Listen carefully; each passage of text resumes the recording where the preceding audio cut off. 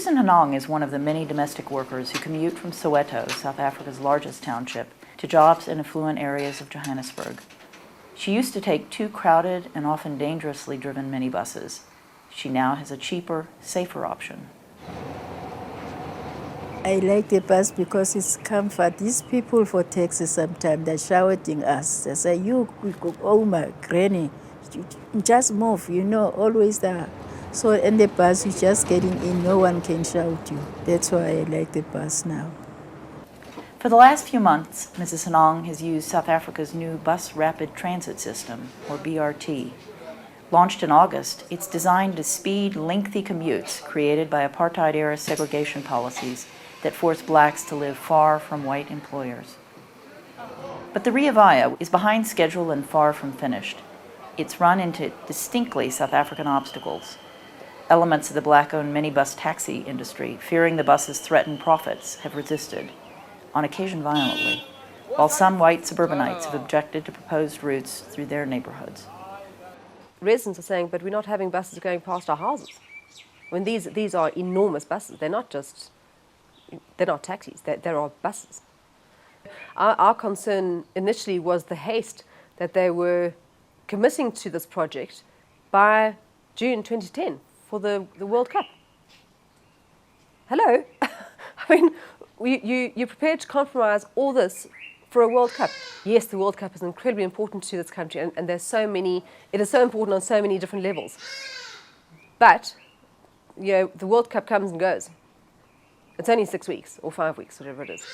And, we are going to be left with the aftermath. City officials admit the BRT will not get to Sandton in time for the World Cup this June and offer no firm timetable for when the buses will ever reach the rich northern suburbs. Mrs. Hanong's bus ride ends for now in town, where she transfers at added cost to a minibus taxi to finish her journey.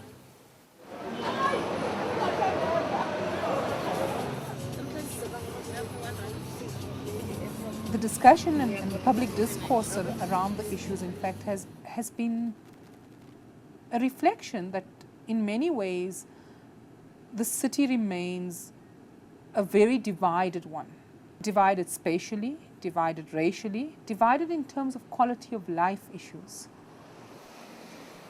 In a country where so much is seen through the prism of race, Tessa Turvey bristles at the suggestion that this issue is a racial one. In this country, in this day and age, I think people who blame everything on race, it's a cop-out. It is ridiculous when people are not... this is not a race issue. It's got nothing to do with race. It's got to do with protecting the area.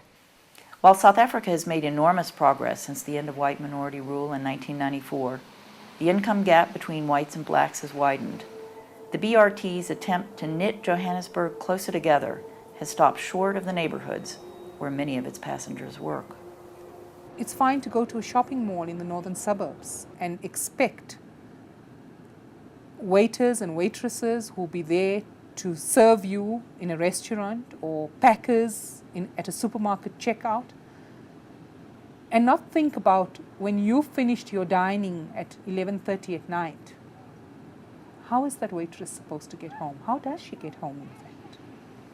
Despite the setbacks, many BRT passengers are grateful for the new service and patiently await the day when it will get them where they need to go. Mrs. Hanong knows how far the country has yet to go, but she also knows how far it has come. But now it's better because I can sit like this. Before I can't sit like you. No, I'm not allowed to sit here in this chair.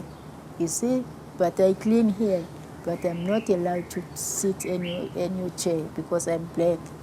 You see, now it's better. Everything is changing.